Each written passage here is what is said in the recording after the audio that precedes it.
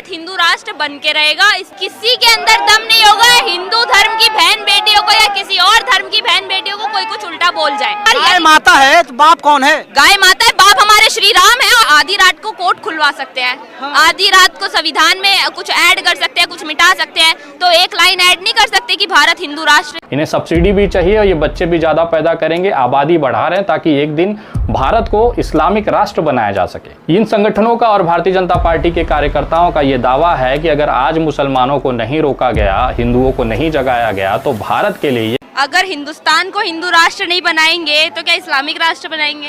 आप एक काम कीजिए, हिंदुस्तान को इस्लामिक राष्ट्र बनाना चाहते बना दीजिए, पाकिस्तान को फिर हिंदू राष्ट्र बनाइए, बांग्लादेश को हिंदू राष्ट्र बनाइए। हम तो हमारे जो पिता राम हैं उनकी जमीन के लिए मांग रहे हैं ना, हम राम राज्य वापस मांग रहे हैं, हम हमारे राम के लिए मांग रहे हैं, जो भी मांग रहे हैं। तो भारत हिंदू राष्ट्र बन के रहेगा, इसमें कोई भी आशंका की कोई बात नहीं है। भारत हिंदुओं का देश था, है और सदैव रहेगा। हिंदू धर्म की जो बहन बेटियों के साथ में जो जिहाद होता है, लव जिहाद होता है, हिंदू राष्ट्र बनने के बाद में किसी के अंदर दम नहीं होगा हिंदू धर्म की बहन बेटियों को या किसी और धर्म की बहन बेटियों को कोई कुछ उल्टा बोल जाए। करना बहुत दूर की बात। पहले अपने धर्म को तो बचाइए।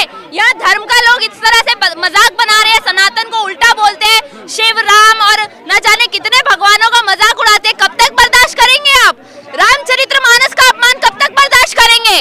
एक बात बताइए, राम की प्रतिमा पे पत्थर मारे जाते तब क्यों नहीं आवाज उठाते?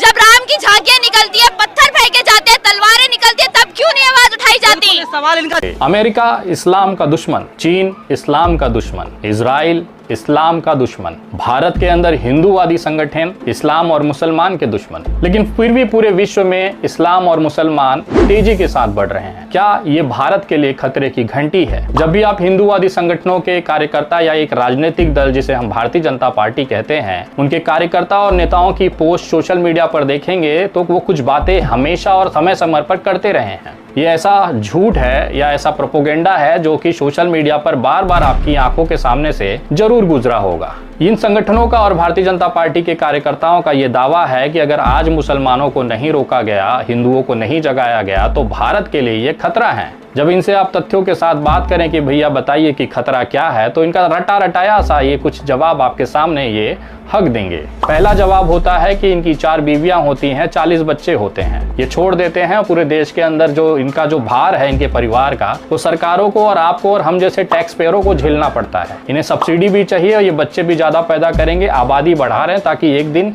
भारत को इस्लामिक राष्ट्र बनाया जा सके। दूसरा सवाल इनकी तरफ से ये आता है, रटा रटाया जो ज्ञान है ये इस तरह से खोदते हैं कि ये अपनी सगी बहनों से शादी कर लेते हैं, जो कि एक गैर कानूनी कृत्य है। जब इनके पास तथ्य नहीं होते तो ये आ जाते हैं 9 साल की आयशा और पैगंबर मोहम्मद के विवाह वाले कृत्य को लेकर। उनका ये दावा होता है कि मुसलमान अपनी छोटी छोटी बच्चियों के साथ, बुजुर्गों के साथ विवाह करा देता है, उनका यौन शोषण करता है, यौन उनके साथ उत्पीड़न किया जाता है, छोटी कम उम्र की बच्चियों का। और ख़ास तौर पर ये अपने महिलाएं, अपने घर की जो बच्चियां हैं, इसकी कम उम्र में बुजुर्गों के साथ शादी करा देती हैं, ऐसा इनका दावा है। जब ये सारे तथ्य खत्म हो जाते हैं तब ये उतर जाते हैं अपने असली औकात पे, यानी कि जिहाद पे। सीधा सीधा अगर समरी में अगर आपको साधारण भाषा में बोला जाए तो इनका ये कहना होता है कि भाई मुसलमान ही देश के अंदर जितने अपराध हो रहा है उसका कारण है। मुसलमानों की अपराधीकरण की वजह से देश के अंदर जो आज जो हिंदू हैं वो खतरे में आ चुका है। ये कुछ ऐसे तथ्य हैं जिसको आज मैं विश्लेषण करने जा रहा हूँ, और ये सरकारी रिकॉर्ड्स जब मैंने निकाले तो मेरी आंखें चौंक गई, क्योंकि जो दावा हिंदूवादी संगठन करते हैं हमेशा से मुसलमानों के खिलाफ या एक प्रोपोगेंडा चलाया जाता है, आज उसकी धज्जियां उड़ाने जा रहा हूं, वो भी सरकारी नरेंद्र मोदी जी के सरकार के मिनिस्ट्री यानी मंत्रालय के दिए हुए आंकड़ों की वजह से। किसी भी हिस्से को बीच में से ना छोड़ें, क्योंकि ये पूरी जो कड़ी है एक दूसरे से आपस में जुड़ी हुई है। अगर एक भी हिस्सा आपने नहीं देखा तो समझिएगा कि आपको ये पूरा जो विवाद है ये समझ में ही नहीं आएगा। शुरू करते हैं सबसे पहले 4 बीवी वाले मामले से लेकर। 4 बीवियों का मतलब होता है एक से अधिक पत्नी रखना। क्या वाकई में मुसलमानों की 4 बीवियां होती हैं? हिंदुओं की बीवियों की संख्या कितनी है? या कौन सा धर्म में सबसे ज्यादा पत्नियां रखने का रिवाज है? सरकारी आंकड़े क्या कहते हैं उसको जब मैंने टटोला तो मैं पहुंच गया स्वास्थ्य और परिवार कल्याण मंत्रालय यानी कि ministry of health and family welfare के वेबसाइट पर। यहाँ पर एक सर्वे किया गया था 2019 से लेकर 2021 के दौरान।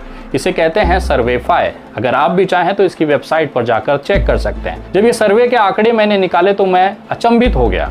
अगर 4 बीवी 40 बच्चों वाला कॉन्सेप्ट पे अगर बीवी वाला पहलू अगर आप देखें तो पूरे देश के अंदर एक से ज़्यादा पत्नी वाले अगर पुरुषों की संख्या का अगर आप आंकड़ा निकालें तो मुसलमानों में ये प्रतिशत बनता है 2.5%।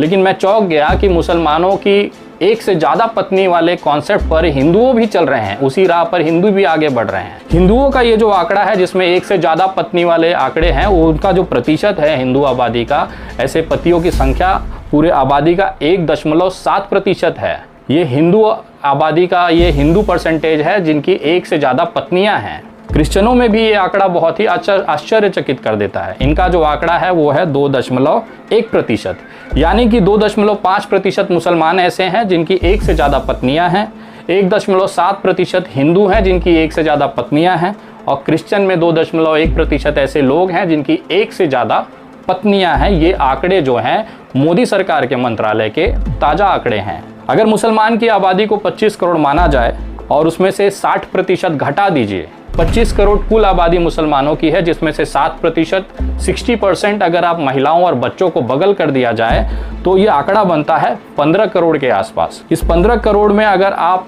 2.5% बहुपत्नी वाले, मतलब एक से अधिक पत्नियों का अगर आंकड़े के हिसाब से आप कैलकुलेट करें तो जो संख्या बन के आती है वो आती है 37,50,000। मतलब 37,50,000 ऐसे पति इस्लाम और मुसलमान के मानने वाले कौम में हैं जिनकी एक से ज़्यादा पत्नियां हैं।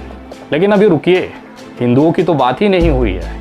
हिंदुओं का अगर आप एक 100 करोड़ की आबादी अगर आप पकड़िए, इसमें से 60% अगर आप महिलाओं और बच्चों का आंकड़ा हटा दें तो 40 करोड़ पुरुष बचते हैं। और इस रिपोर्ट के हिसाब से अगर आप इनका 1.7% के हिसाब से कैलकुलेट करें 40 करोड़ पुरुषों का, हिंदू पुरुषों का, तो ऐसे 68 लाख हिंदू पति मिलेंगे जिनकी एक से ज़्यादा पत्नियां हैं। और ये दावा मैं नहीं कह रहा हूँ, ये दावा कर रही है मोदी सरकार की मिनिस्ट्री, जिसे हम कहते हैं स्वास्थ्य एवं परिवार कल्याण विभाग मंत्रालय।